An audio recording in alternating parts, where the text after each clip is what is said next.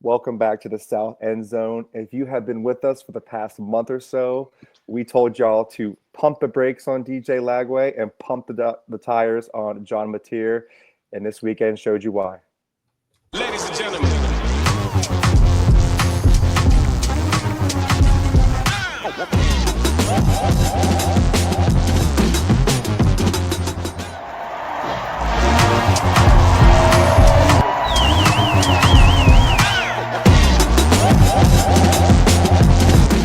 our intent was to eat.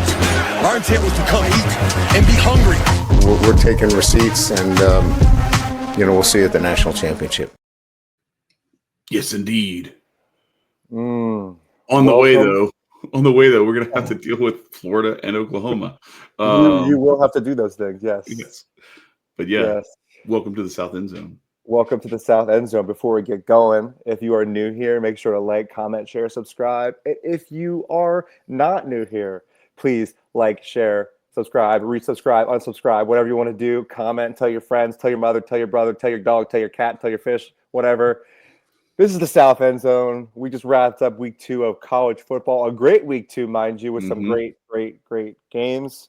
Yeah, look, Both of our if squads are 2-0. you've already been here before, if this isn't the first time you've seen this show, then you probably know what Tyler alluded to at the cold open of this show, that we have some receipts to show you. Yeah, early.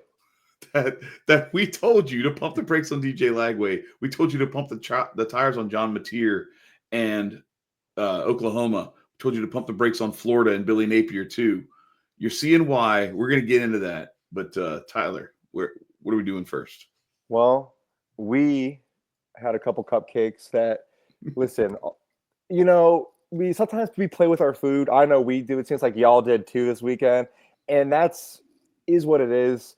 I know that Kirby Smart hates that and will get in their ass this week. But y'all played Louisiana Tech 23-7, about the same score that we had against Austin Peay. Chad, how'd you feel about it?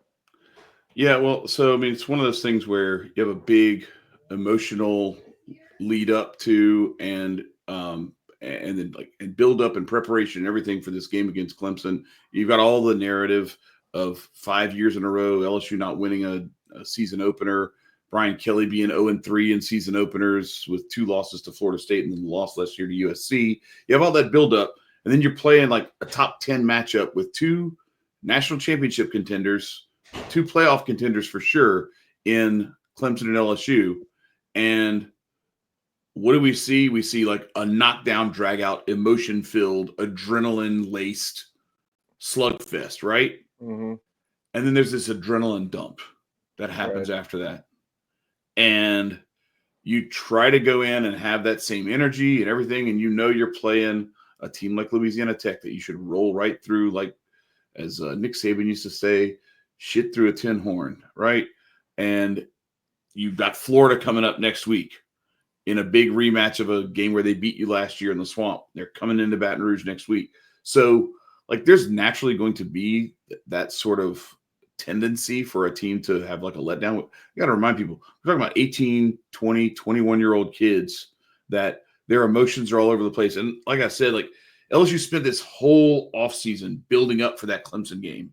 They go into it, and yes, the whole thing's 1-0. And I know they flipped the thing over and said, we're putting the Clemson game behind us, and now it's on to Louisiana Tech. We're just focusing on that. Well, sometimes it doesn't work out that way exactly. And didn't start off real well for LSU in the first place. Braylon Moore, the starting center, the guy who came over from Virginia Tech, who was their starting center at like linchpin for this offense. Little injury at the beginning of the game. We'll get into that later, especially when we get into our preview of this upcoming week's games. But the offensive line had issues all night as a result of that. And, Braylon Moore, that injury, you could see like the middle of the offensive line was a little more susceptible, a little more vulnerable to the pass rush, had a little more trouble running the ball through between the tackles in the running game. But Barry Brown, like, he blew up. He finally had that game that LSU has been waiting for, and he showed why they went and got him from Kentucky. Trey'Dez Green went down with an injury late in the game. Weston Davis got dinged up too. Weston Davis's injury, he ended up coming back, so he looks like he's okay and will be okay. I think Braylon Moore, his should be a little better too, because he tried to get back into the game, but they just shut him down. They're like, look, you don't need to be out here for this. We need to get you healthy for Florida and the rest of the season as well. Trey Green's injury looked significant. He got rolled up from behind in a block, and his leg got like pinned sideways with his. I thought it might have been like an inside ankle sprain, but he came out in a knee brace and on crutches, so not good. One of the most exciting dudes on that whole roster, but.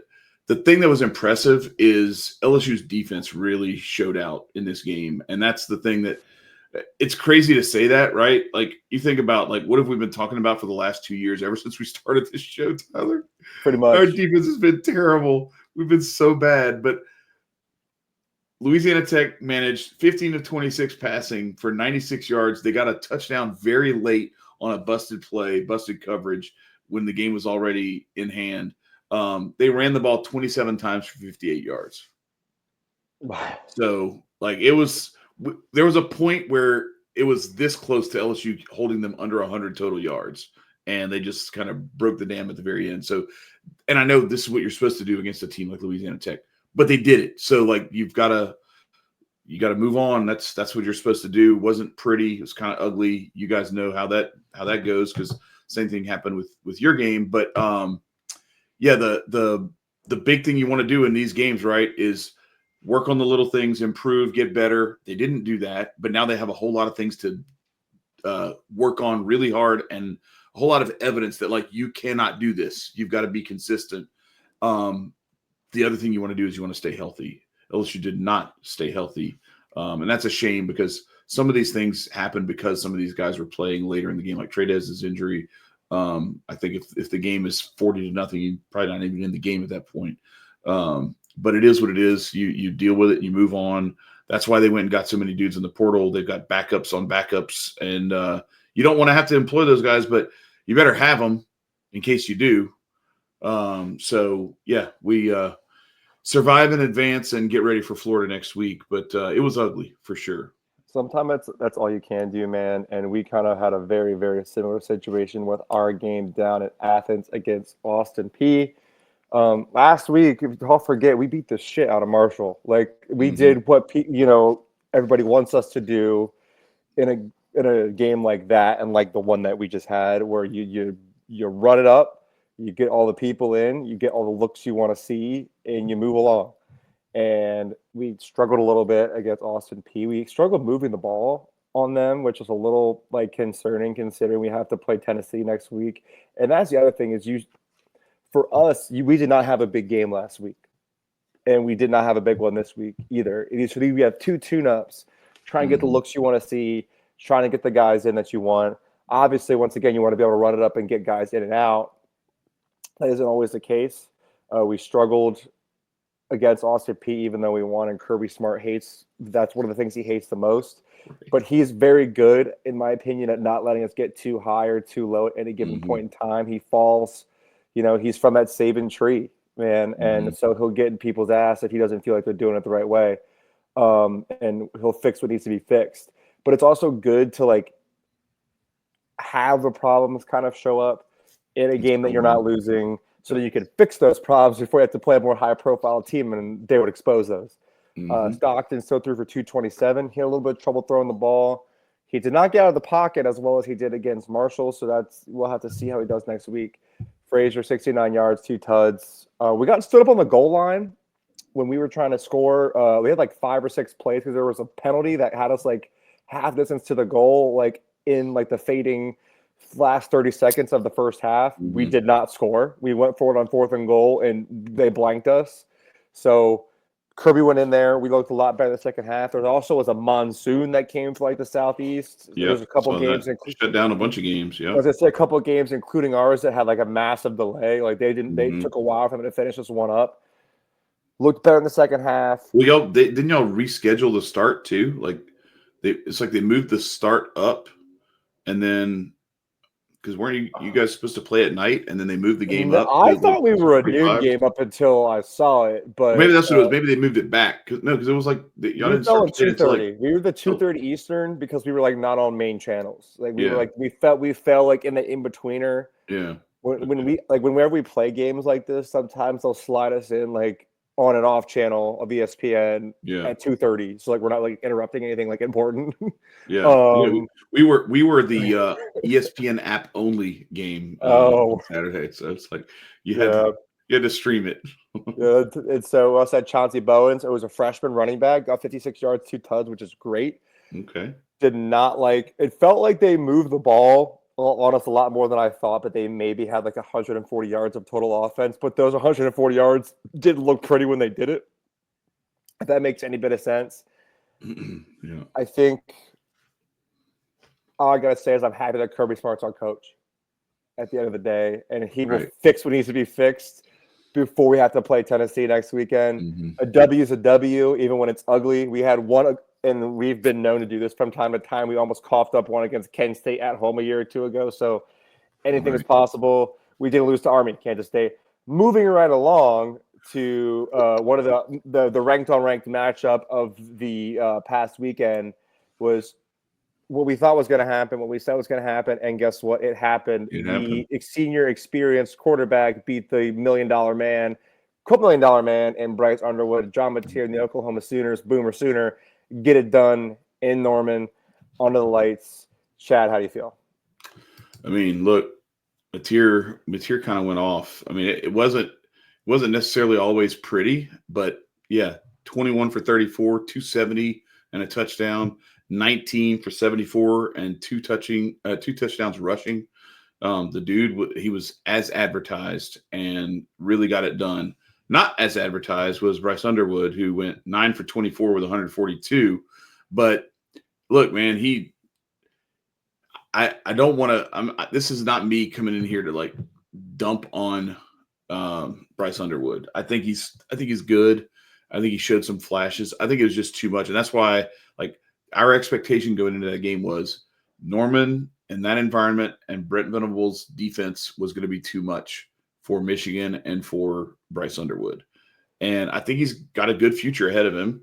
And I hope he's happy with this because this is not uncommon for a Michigan quarterback. Maybe not the 9 for 24, but a sub 150 performance is kind of what comes with the territory sometimes. When you're playing like Rutgers and Indiana and Nebraska, like, yeah, it's going to be one of those ugly Iowa. Yeah, Right. get ready to go 11 for 17 for 123 and no touchdowns and be happy with it because hopefully the running game and your defense won the game for you because that's Yep. how Michigan football is. Yep.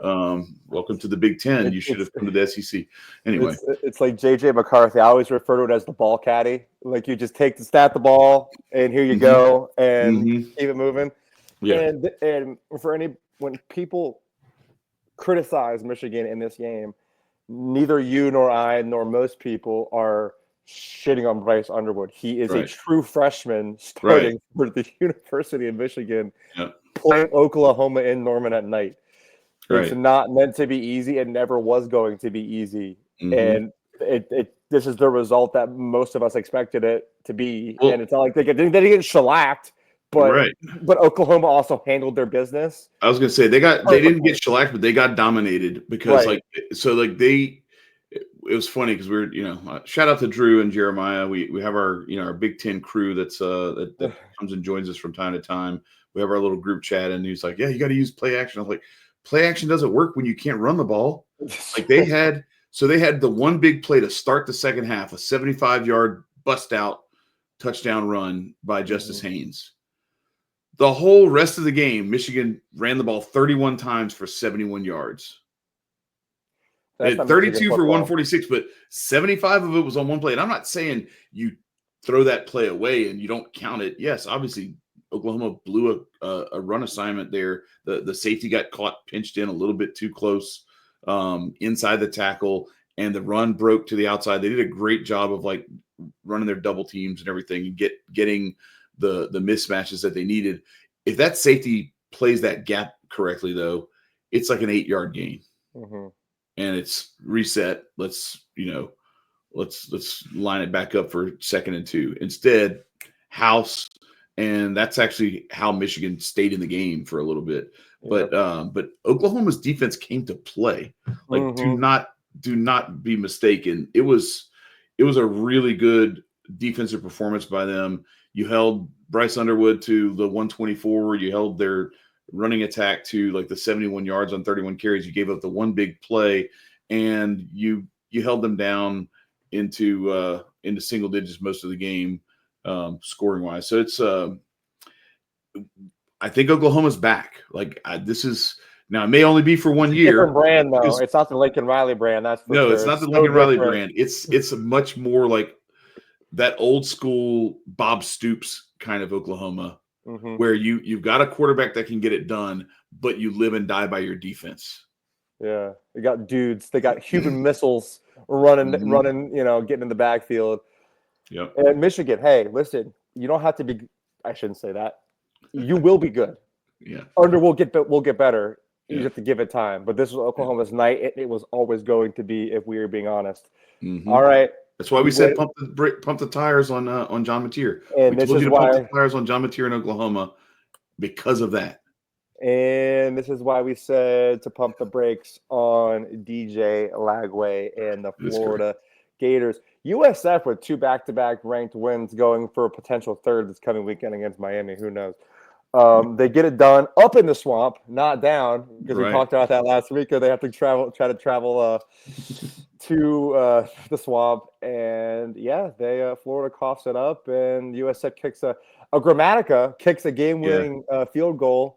And he did not tear his ACL celebrating. He did not tear his ACL. The announcers have made references to that. I think that's like messed up too. It's like he has his ACLs intact. It's like, well, that's great for him.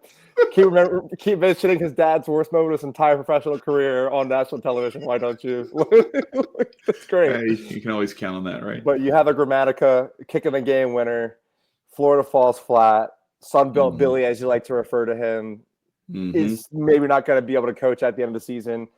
He kind of picks up right where he began the beginning of last season before they kind of turned it around sort of halfway through. And now their schedule only gets harder from here. Start with the LSU Tigers coming up this weekend. Bro, how do you feel about this one? Listen, we talked about it before the season. Like, we talked about how this team might be able to lose like 4 or 5 games, maybe 6.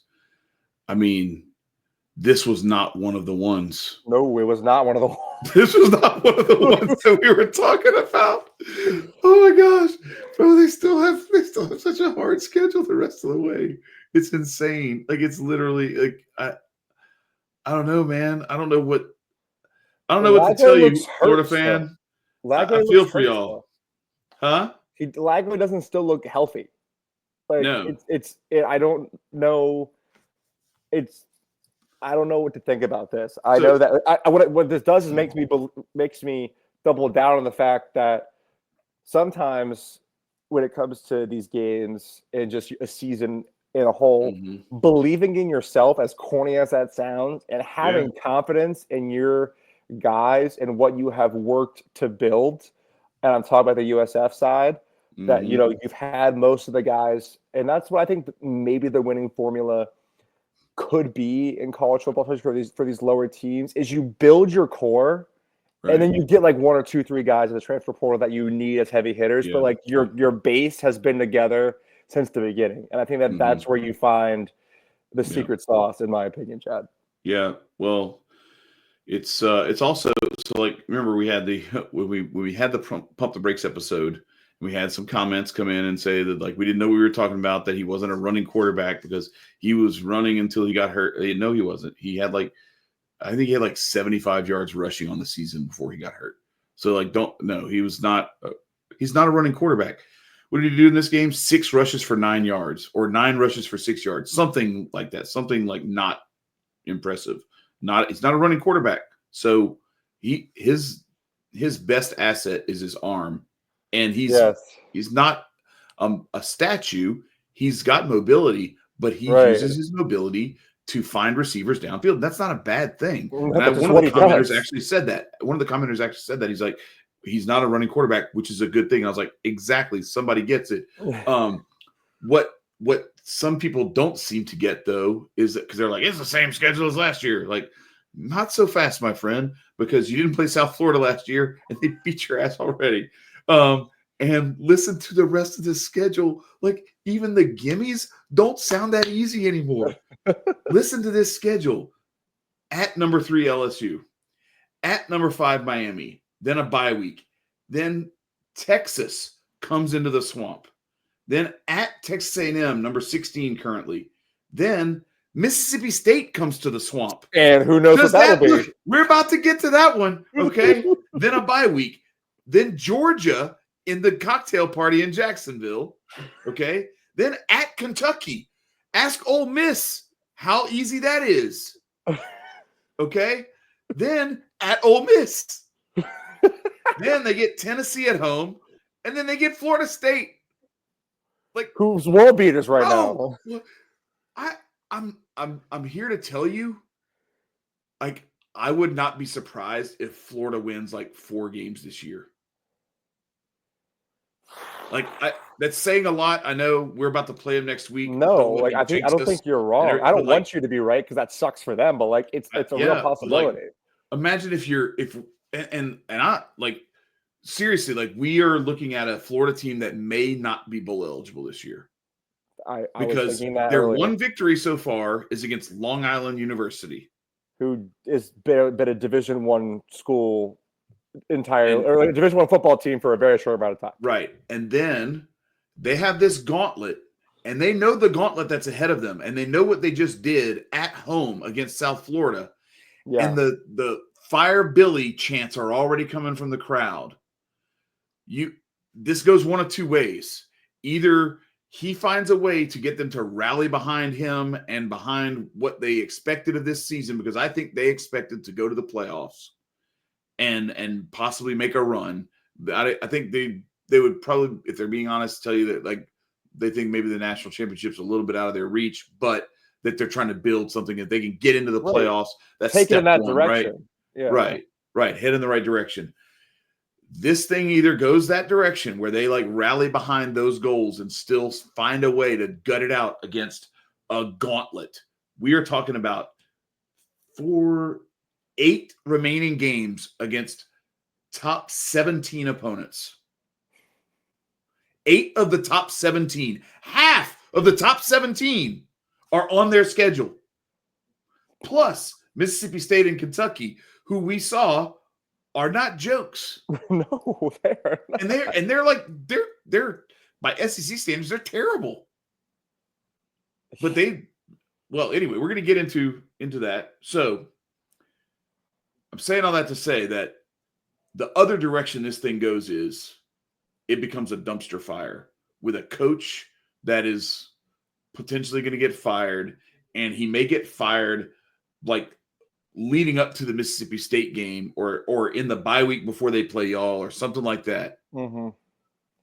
And it'll be something where like, then maybe I would tell you like, hey, watch out the interim coach thing where like they rally. Cadillac Williams and Auburn, right? It's like, they rally for that guy because that's what they're going to do. If you're smart, if you're Florida's administration, you look for the guy in the locker room who is going to get those dudes to run through a wall, like Michigan did with Sharon Moore, right? When Harbaugh they bought in his issues, they bought in. And the way that Notre Dame did when Brian Kelly left, they were like he tried to bring Marcus Freeman with him to LSU, and Notre Dame was just like, nope, you are not. We're how much money do you want? And I think he wanted to stay there too. I think he wanted to establish something for himself, and he's doing a great job of that. But yeah, look, Florida. We tried to tell y'all. And y'all talked so much trash. I want to address it now. And the warning that we gave them, Tyler, was like, you cannot just automatically assume everything that you did last year just transfers over, and you just get all the upgrades that you want added onto it. Yep. You have to actually go out there and beat South Florida at home first. that was supposed to be the slam dunk, boy. Like this was supposed to be the this was supposed to be the ease into the season, ladies and gentlemen. One receipt I would like to take is one of the comments under our DJ Lagway videos said, "Oh, how could you not mention that DJ Lagway led in yards per attempt?" I was like, well, because he didn't. Jackson Dart did on 200 plus more attempts. Yep. Moving right along to you talked about one of those teams that Florida has to play, right. Mississippi State, and Chad, I feel like you wanted to maybe believe in the hype, but you didn't talk me into it enough. So I went with the facts and logic. I went with the head over heart here, and I was wrong. And I'm happy to be wrong because it was an electric game in Stark Vegas, as you refer to it. How do you feel about this one, Chad? I mean, yeah, Mississippi State got it done. Jeff Lebby, like, I don't know. I told you, it's like in the chat, I was like, yo, it's the most Starkville thing possible that Blake Shapen is being interviewed after the game, and halfway through the interview, he takes his mouthpiece out. I'm like, what? You don't have to be interviewed with your mouthpiece still in. But he was so like in the moment, like he had forgotten to just take his mouthpiece out. But it was so good. It was so cool to see. And shout out to Kenny Dillingham. Like, this is no shots against Arizona State, but like, listen, bro, it's a big difference. No Scatterboo, no problem. I mean, big problems. You know, it was. And they had dudes who ran the ball. Like, they still had guys who ran the ball okay for them. But the thing is, you go back and look, and so when Tyson went down, they had other guys step up. But one of the guys who was a mainstay, he was the second leading receiver on the team all year last year, is who? Cam Scatterboo. So it's not just his running ability, and then you replace that with a couple of running backs that did well, had a good game. But I think they each had maybe not each 100 yards, but they had good games. Not having Scatterboo as that little safety valve, that dump off, and Mississippi State brought pressure, and it got to Sam Levitt. Dude, the D line got busy for Mississippi State. They got pressure in a big way. And to walk it off at home was pretty awesome. I'm not gonna lie. So a shout out to Mississippi State Bulldogs. Just pulling this, who knows how long they'll be at the bottom of the SEC, but while they're there, they're gonna look good doing it. That's all I gotta say. That's right. So shout out to them. Bottom of the SEC, but they beat the Big 12 champion. They beat the number 12 team with the country in the previous Big 12 champ. Another game that I'm totally okay with being wrong on. I tried. Diego Pavia played a little bit of fuck you football in the second half of this game in Blacksburg and put up 34 unanswered in the second half against Virginia Tech. He said, Anderson Sandman, cool, watch this. Put all of y'all to sleep, boy. Yeah, I was going to say. Nightmares, get ready. Yeah, dude. So, you said it perfectly. Pavia is still Pavia. And I think Clark Lee is Clark Lee. They mix up looks so well. Like it's they kind of run like their offense. It kind of reminds me, and I've talked about this before, when you are what I would say it's like a lower tier team, right? Like I always refer to like a Georgia Tech as an example, where like you might not get the top guys. Right. So that what that requires you to then do is to be that much more creative and that much more like you play much more intense. How you can find a way to get 5 yards on first down. Right. You are very you play with intent. Like you are very purposeful in what you're trying to do. That's where I was trying to go with that. Very detail oriented. Yes. And you mix up looks. They did a great job doing that. And that's ultimately what led them to just destroy Virginia Tech in this back half of this game. And I'll be honest with you, I still think that Virginia Tech's not that bad. It's just that Vandy played that much better in the second half when it mattered.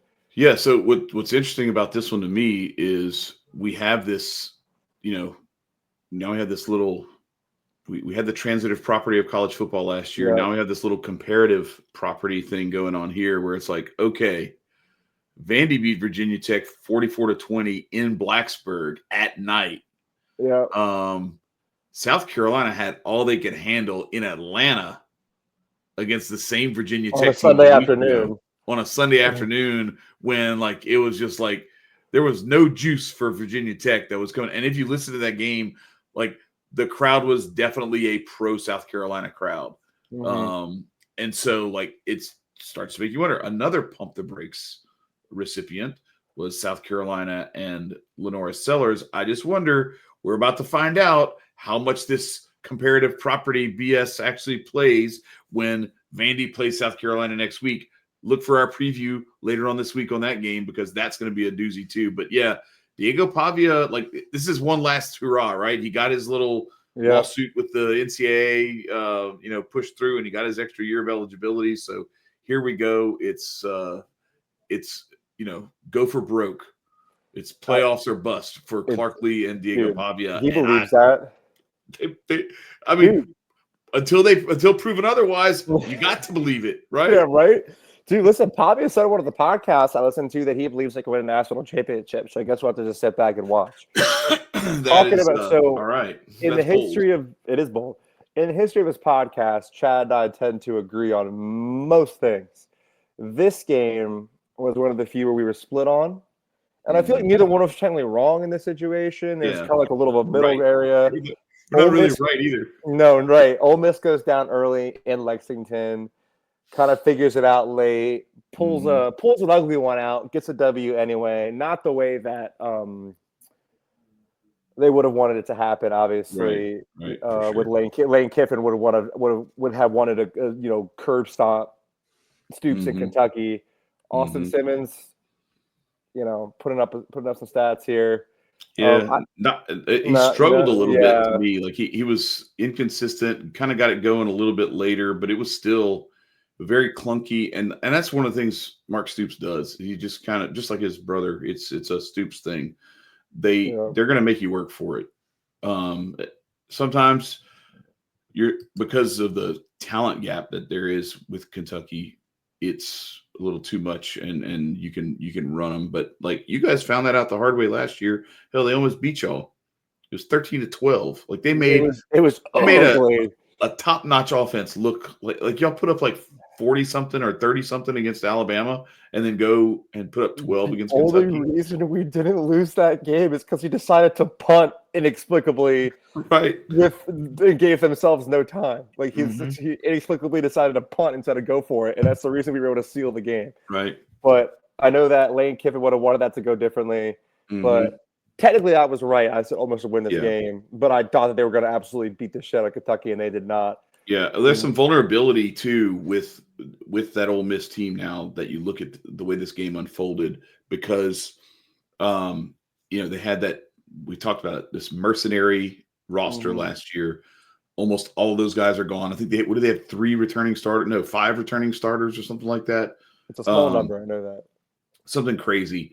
And the defensive line was where a lot of that took a hit. Their front seven really, and Kentucky put up 172 yards and 2 touchdowns rushing on them. So like that's not a small thing. So yeah, it's there's some stuff that Lane Kiffin and Ole Miss is gonna have to work on. And with Austin Simmons as that quarterback, like I don't think he might be talented and have like some high upside, but I think that consistent week in, week out, you can rely on him bailing out the defense. That's going to be tough. Right. Good luck. You beat Kentucky in Lexington. Yeah, I don't know if that's going to be enough for some other teams you're going to have to play. Yeah, big difference. And we're talking about being right versus wrong. One particular person and team that I feel very vindicated in the fact of believing before the season started, mind you. I want to say that I knew and I believed in Bo Perbula and Eli Drinkwitz and the Missouri Tigers for the We should have battle done of the border. The Tires episode on that. I know. I thought about it way too late. I'm just saying. If I could have turned back the clock, I would have. But Mizzou gets it done after being down 14 really early in this game. And the fact that they bring it all the way back and then win by this margin, it could have been a lot worse in Missouri's favor. Bo Perbula got off to a rough start, but found his footing in a hurry, man. Look at that fire. That's fire. The thing that's crazy about it too is like he was great. Jalen Daniels in his 6th year, I was like, bro, where's this Heisman candidate guy? Like I was kind of he's healthy. He looks good. Yeah, he's healthy. He looks good, but he's just it like the juice is gone. He doesn't have that whatever that little extra edge or whatever. It's not there. He was pretty unimpressive, and I honestly don't know how. I mean, we know how it happened, but I'm saying like it's inexplicable how Kansas was able to score 31 points. They had 226 yards of total offense, and Missouri hung almost 600 on them. So it's like, and you heard Drink after the game talk about it. He's like, we knew we were better, and we knew we were doing the things that we needed to do. We just need to keep doing them, and eventually, and sure enough, damn if he wasn't right, but they just stomped a mud hole in the second half. Definitely. And that Kansas defense was in the backfield early on Missouri. Like, I was getting worried that like Purbulo was having to make a lot of quick decisions, and he fumbled the ball. Right. And I would get out of the pocket and turn the ball over, and it was like a whole thing. I was like, oh shit, have I been wrong this whole time? The local boy from Pennsylvania goes down to play for Mizzou. I'm like, I gotta believe. And I held the belief, and he takes care of business. I was very proud of him. Great game, by the way. It was a great game. I don't know if you saw this, but like the hate is so real. So a fan of Mizzou was given the opportunity for everybody who didn't see. He had a prosthetic leg, first of all. Was given the opportunity to kick a field goal for X amount of dollars. X thousands of dollars, right? $25,000. The $25,000. Has FU Kansas on his chest and just turns and kicks the ball at the Kansas bench. And first of all, why are you letting the guy with the prosthetic leg try to kick a field goal? Like, I mean, obviously he signed up to do it. Whatever. Yeah. Maybe he just signed up to do it so he could. I was about to say. I think he knows what he's doing. He knew all too well what he was doing. He was This is why college football is the best. It is. And this game was awesome. Another reason why college football is the best is because you get the military academies with guys in 3-point stances in the backfield winning in Manhattan, Kansas. And we're not talking about tight ends in the backfield with no, we're talking about the tailback is in a 3-point stance too. And the Army fullback salutes every time he comes off the field, every play. It's so dope. Awesome. Kansas State had a lead early in this game, and Army said, "Hold on, buddy, we're the troops, and we're for America." And now watch this. Army gonna Army. So we talk about a military academy going into Manhattan, Kansas on a Saturday night. I got this kid, Cale Helms. This dude goes 7 for 11 for 43 and a touchdown passing. 41 for 124 and 2 touchdowns rushing. Your quarterback ran the ball 41 times. What in the Bo Perdula is going on? Holy cow. So electric. And it's just like, you know what I mean? Like in the NFL, everybody runs relatively the same offense with a bunch of stuff mixed in, but you have running the same offense that football is founded on in the late 1800s, and you bring it to Manhattan, Kansas against a quarterback that's worth X amount of money. The quarterback that they chose over Will Howard, mind you, saw how that's working out.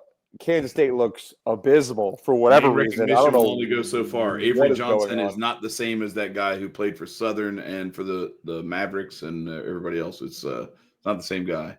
But I will say this though about Army. You know that show Severance, where like you go to work and like your brain gets wiped and you forget everything when you're at work, and then you go home, that your brain gets wiped when you go home. You don't remember any of the work stuff. Mm-hmm. I think that's what happens at Army. You get there and you forget about the forward pass. Yep. and then you just scheme everything up. And then like in the game, you're like, oh crap, like they're throwing forward passes. We can do that. And they do it a little bit, but they're not like real confident about it because they haven't planned it all week. And then they leave the game and they memory wipe again. They forget about the forward pass again. And they just scheme triple option, quarterback power all week. It's like we've been watching highlights of Jim Thorpe and Sammy Ball leading into this game. What are we going to do?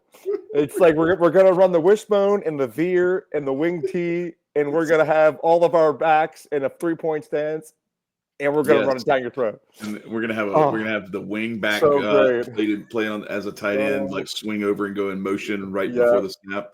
That's it. Dog, so great. And this game we're about to talk about was one of the best games of the weekend with, not playing any defense simultaneously.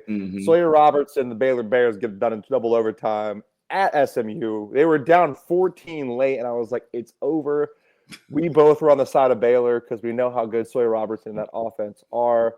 Kevin Jennings looked better than he did last year for sure. So there's a lot to be proud of on the SMU side, but they caught this one up in a big way, man. And then to shank the chip shot field goal in OT to let Baylor essentially get as close as they want and just dink one in for the W. Sawyer Robertson is on just an unbelievable. He's no Cale Helms, that's for sure. Oh my God! He said, "Running." What's that? What is running? We do not know this word. We don't know the ball moves faster than your feet, brother. So we're going to keep that moving along. That's right. It's Kevin Jennings also with a decent stat line in that game. Dude, that was look at that yards per attempt, bro. Yeah, right. He threw the ball 22 times for 295. What? Yeah, it's like 12 yards at that attempt. Holy cow! It's crazy. Maybe Yeah, no, it's closer to 15.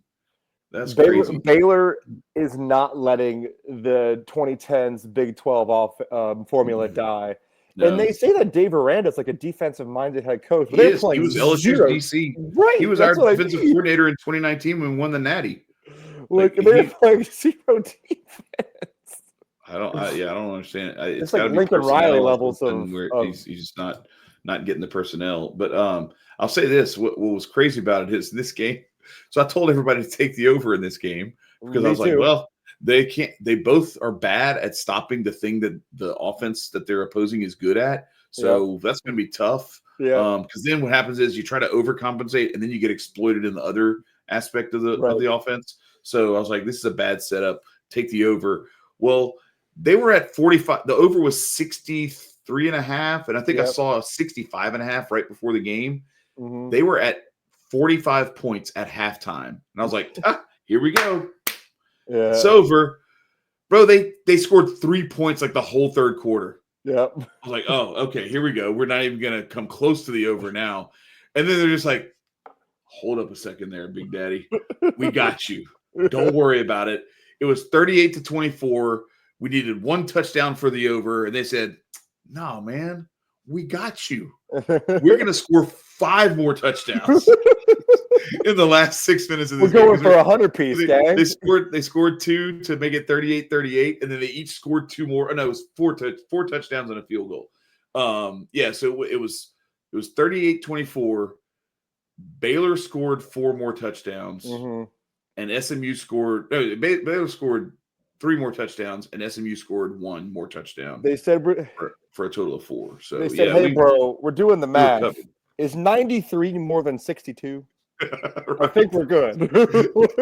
let's just make sure. I don't know if 90 is. Maybe 93 is more than 60. It has a 3 in it. We'll go with that. And we're gonna go right to the exact opposite of that. And Iowa State's offense improves on a yearly basis, and yet they still manage to do this. Yes. What's crazy is they brought in Mark Gronowski thinking, and that most productive player in college football coming into this year. You talk about the mind wipe. Yes. Same thing. Mark Gronowski shows up to Iowa, and Kirk Ferentz is like, "You will forget how to throw the football, punts and inside zone till the day we die, brother." And Iowa doesn't score a touchdown in this game if not for Iowa State muffing a punt and setting them up.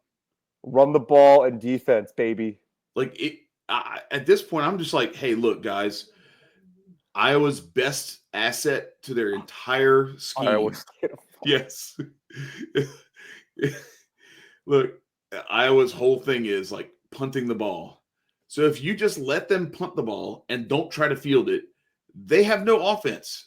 They're going to stay on that side of the field and keep punting it to you. Just let the ball hit, and then you try to see if you can muster something up. Because the last thing you want to do is try to field the punt and then have the – but the thing that's crazy, I don't know if they say that the guy got blocked into the returner, but this Iowa defender just ran right through the guy trying to field the punt. Yeah, that was so weird. They said that – how is that not kick-catch interference where he literally can't get to I the don't football know. because I you're don't in know. front of him. I didn't see an Iowa State blocker anywhere near him trying to No. pushing him in. So all they kept doing was saying like, "Oh yeah, look, it hit his wrist before it hit the like." So Yeah, but he ran him over. Like it's there's no way he can catch the ball. like he can't. You're in his way. He can't Yeah, get around you to get the football. Like I don't know how that's the definition of kick yeah, catch interference. very crazy. And also in Iowa State fashion, Iowa State wins doesn't cover because it's 3.5. Right.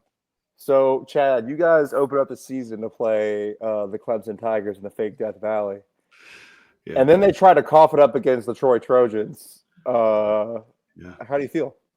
I mean, it's kind of the same thing that we talked about with Right.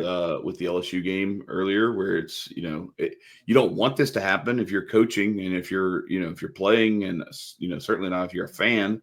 You don't want your team to go and have this kind of letdown, but it happens. It happens a lot. We're dealing with young kids and emotions and all that stuff. There, like I said, there's this build up to this big epic matchup. First matchup of the season. Your first game is a top 10 matchup, 2 national championship contenders, 2 playoff contenders, and you go toe to toe. And for the winning team, I think there's a tendency to have that kind of like the adrenaline dump followed by a we can exhale now and we'll take this week. This cupcake matchup. We'll take it easy and then we'll go play Florida next week at home. And with Clemson, they had kind of the opposite emotional situation.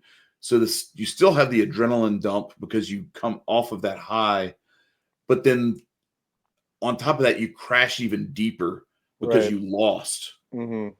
And now you're kind of going through the motions. You feel like you can just show up and beat Troy, which is true because they just showed up. They literally just showed up and walked through the whole first half.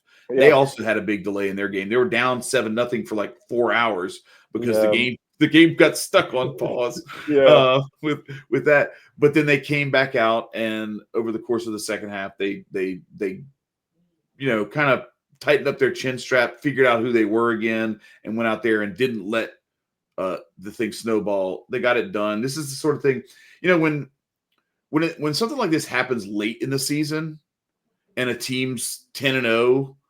And it's like the team that everybody's anointing already as the future national champion. Nobody like bats an eye at it. People are just like, oh yeah, that just shows they got the heart of a champion. They got it done. They found a way. Like when it happens this early in the season, it's just like maybe they're not as good as we thought they were. Maybe they're not any good. Yeah. Like last year when Ohio State lost to Michigan, a terrible Michigan team, and could barely even like score. What was the final at 13-10 or something? It was something really low. It was very low. Nobody said, "Oh, that's it. Like this team is terrible." They're no. What did they still make it into the playoff? Yep.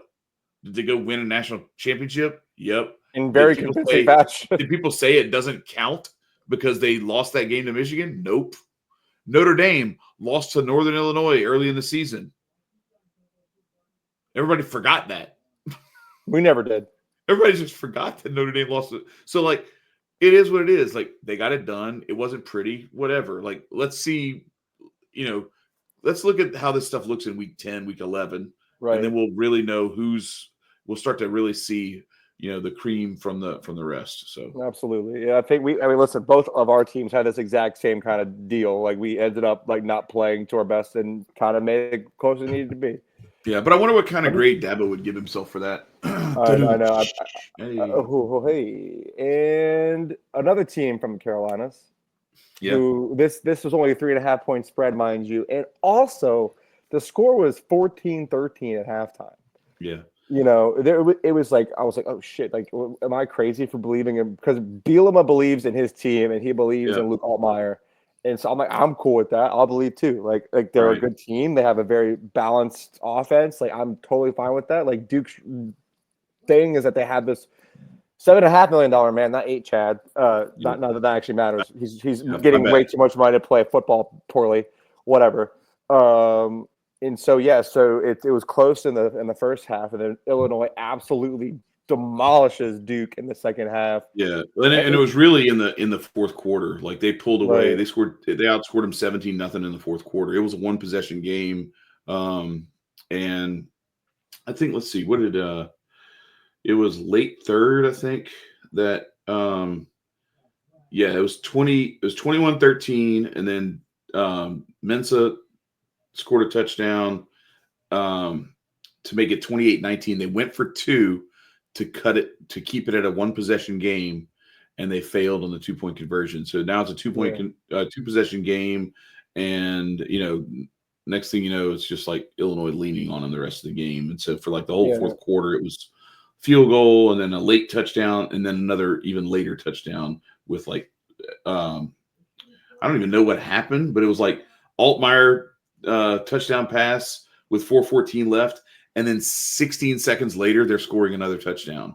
So I stopped watching because I wasn't paying attention anymore at that point. But they must have turned the ball over real quick and set them up. Right. I mean, Mensa still threw for like he went 25. He went 23, 334, two tuds and an interception. Like it's not like he played horrendous. Like he played very well. Like it's just Illinois. Like Altmaier threw for 296, but they also rushed for additional 123 as a team. Like they have a very balanced attack, and that's what ultimately led them to take care of business when they needed to. Right. And so who knows? Illinois could threaten the Big Ten. We'll have to see. This was an interesting game. We're gonna have two more games that we just want to quick talk about. When you have Syracuse running sprints for no reason at the end of not for no reason. I think this was like hey, you just got run by Tennessee last week, and you almost coughed this one up, and you should beat this team in the dome. In the dome, in the Carrier Dome, and like we're not going to tolerate this, so we are running after this overtime victory in front of your parents. You're going to run sprints. Yeah. Bro. And shout out to Jim Mora Jr. for still coaching at UConn at this point. Wow, how the mighty have fallen! Like an NFL coach, and now you're coaching at UConn. Oof. So it's tough out here in these streets. It's tough out here in these streets, and it's tougher for me. I wanted to believe. I still believe, not in the JMU offense, but in the defense. They fall 28-14, and it was this, JMU took the lead and had a lead early for a while, and their defense was playing out of their goddamn minds this entire game. It just was, they kept doing musical quarterbacks, and then we've said it before, if you have two quarterbacks, you have no quarterbacks. That was very apparent. Like, they had Matthew Sluka from UNLV, and like they wouldn't let him throw the ball, but then he threw a pick late. I'm like, well, maybe that's why. And then Alonzo Barnett couldn't see the blitzes or get away from the blitzes quick enough. And it was crazy. Even late, like this game was tied for a while. Right. And then Louisville puts up 2 to seal it late, and it's just two back. They got that one bust out run, and that was it. It just ripped it, dude. And so that's the crazy thing. Is like you talk about time of possession. The JMU defense got the ball back for the offense so many times late in that game. We're like, okay, here's a chance. Okay, here's a chance. Here it is again. And you fell flat every time. And it's just, you can't have that when you're on the road against on paper, a superior team, and you are the road dogs and you're playing well overall. Right. And you just got to close out these games, or you got to at least put some more points on the board, because the longer you go without scoring, you keep giving the ball back to Miller Moss and the Louisville team, they're eventually going to score. Like, you have to put up points of your own. I still believe in the JMU Dukes. I will this whole season. I think they'll do great in conference play. We'll see how they end up at the end of the season. And that does it for our Week 2 recap of the college football season. Chad, I think we're deep in it now. We got SEC conference play coming up this weekend. We're going to preview a couple games for y'all coming up later in the week. Any closing thoughts for the people, Chad, before we get up on out of here? Just one real quick. I don't know why, but apparently Virginia and NC State played a non-conference game, even though they're both ACC teams. I don't know why, but it doesn't count as a conference game, doesn't count in the standings. But shout out to NC State and CJ Bailey for their 35-31 win. He put up some good numbers, but that was one of the most bizarre things I've ever seen. Like, I can't imagine, LSU playing Tennessee and then just being like, nah, we're just playing. We're just playing. Doesn't have anything to do with the SEC. We're just playing. We just thought we'd get together, have a few laughs, play a little football. So, but yeah, Hang out. pump the brakes on DJ Lagway and the Florida Gators. Maybe start tapping the brakes on South Carolina and Illinois Sellers if you haven't already. Jury's still out on Drew Aller. Jury's still kind of out on Sellers too, but the jury's not out on John Mateer. So don't forget, come here if you want the takes before they become takes. Mm-hmm. We heard some of our takes repeated on College Game Day last week. So if you want to hear it first, come here. Nick and then you'll Saban get to hear it subscribes to the again show, like we baby. do on Saturday mornings. Absolutely. Because it looks like Nick Saban, possibly. Who knows? We can't confirm nor deny, but make sure to like, share, comment, subscribe. We appreciate everybody for showing up. As always, I am Tyler. He is Chad. This has been the South End Zone. Ladies and gentlemen.